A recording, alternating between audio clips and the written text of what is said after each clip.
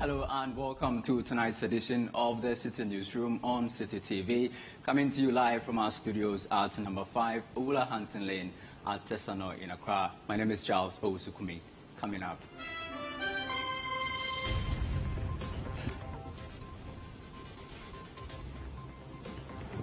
President Akufo-Addo urges constituents of Kumawu in the Ashanti region to massively vote for the NPP's candidate in the upcoming by-election to retain that seat. Yenimse NDC omunam ho omunsi yentu abama NDC candidate omukasa yewefi omwana.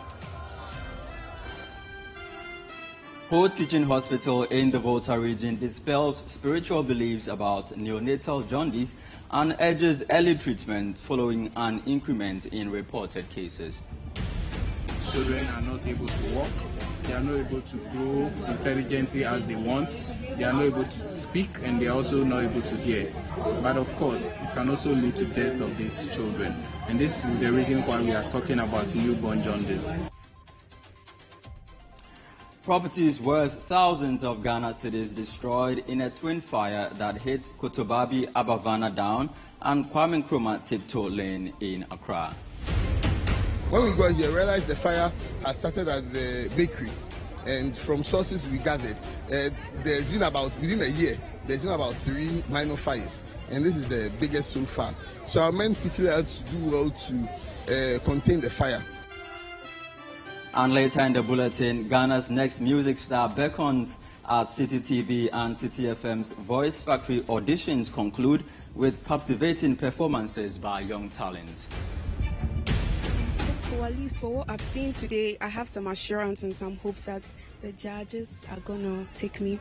And I'm just praying for that. The third judge also said, I think he sees something in me that, I should, he thinks I can do better, so I should just be on standby.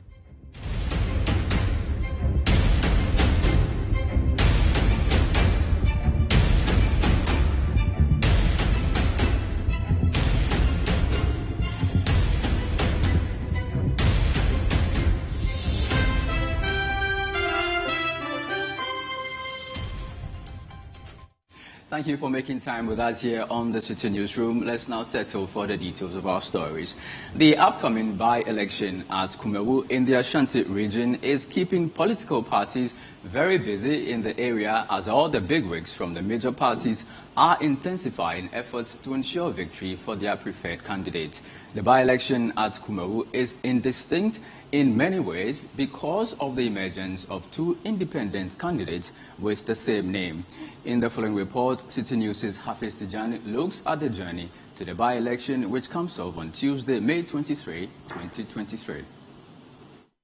The Kumawu constituency parliamentary seat was declared vacant following the demise of the new Patriotic Party sitting member of parliament, Philip Baswa. The Electoral Commission was subsequently notified to trigger processes to hold a by-election. Since the announcement by the Electoral Commission on the official dates for the by-election, political parties, especially the 2 main ones, the NPP and the NDC, have been preparing their candidates for the upcoming exercise. 2 independent candidates have also emerged to contest the elections. A major concern for inhabitants at Kumawu has been the poor road network, but work started after the death of their MP, though the government insists plans were already underway to fix the roads. Not because of the by-election? No. By-election will not move our government, our party, to go and start development project. Procurement will take not less than 6 to 8 weeks to do. So the fact that you have a contract, there's a contractor, and the contract has been signed and all, within these 2.5 weeks, means that it has been done already.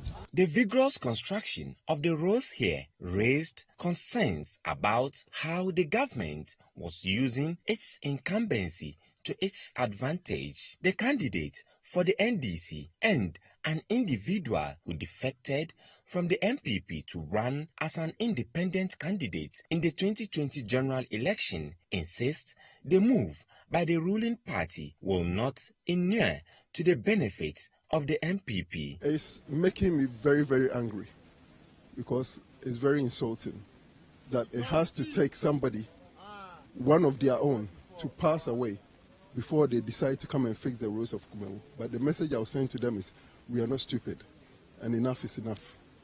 We are taking back our Kumewu, and we are going to make it better. Are you shaken by that? They should be shaken. I'm not. So why should I be scared if they are constructing the roads? And we are not going to vote based on the roads. We are going to vote, and I know the voter, the Ghanaian voter, and for that reason, those from Kumo constituency are very discerning.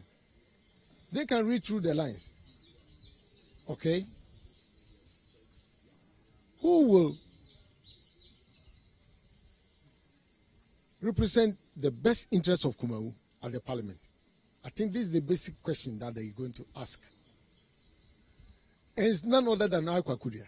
Here are some constituents sharing their views about the upcoming election. So of how our MP has passed away, to bring another MP, that is MPP, that one there, I'm not sure say you can go work for those people who are in this town. So as for me, for my suggestion there, I get like NDC will come and see how things will go. I like the independent candidate because if I've seen what he's telling us and the voice that is giving out, meaning he is coming to help their constituency. Here is really MPP seat. We are for them. But as for the MPD, I'll be going for the independent candidates. Then as for the national, I can say that I'll vote for our candidate. Ashanti Regional Chairman of the MPP, Bernard Entubo Siakun, popularly called Chairman Wuntumi, on each campaign platform accused the independent candidate Kweku Dua of being sponsored by the NDC. Sanya NDC for the Senate, I had than the poster, why any green poster. The Tosumi Yanuso. I had and the Akoba election we are. The best Saba Bato, I had 2024. It's a him fan of Kobenya Sika. I know what the Ababa yet Saba election way.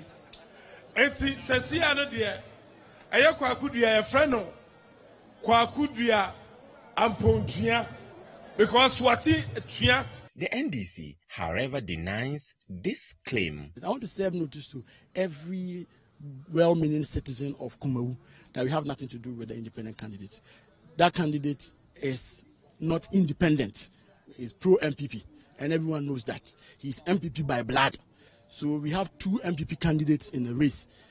The MPP original candidate and those two independent candidates against one NDC candidate, Kosia Mankwa. The independent candidate, Kweku Dua, who contested in the 2020 election and made inroads in terms of votes, say the people of Kumewu must not allow their conscience.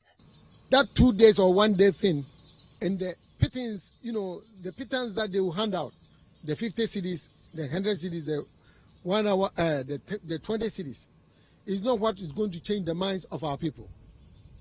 We know one thing, and one thing only. Who will represent the best interests of Kumawu?